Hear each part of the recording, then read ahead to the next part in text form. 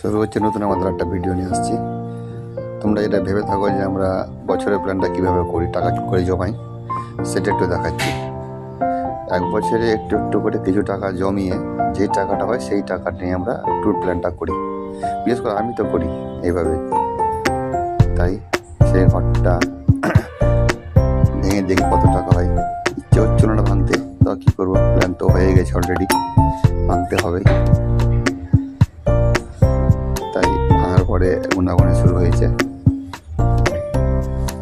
দেখা যাক কত টাকা হয়, আমি নিজেও জানি না কত টাকা হয়েছে। তো আশা করি 15-20 হাজার হলেই আমাদের মোটামুটি ট্যুর প্ল্যান হয়ে যাবে। তাই মেয়ে, বোন, বউ, ভাই, বই তো মা দাঁড়িয়ে আছে।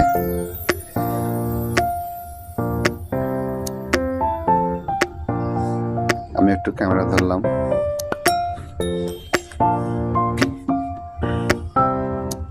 অবশেষে মোটামুটি টাকাটা আমার কাছে হয়ে গেছে, আমার ট্যুর প্ল্যানের কমপ্লিট টাকাটা।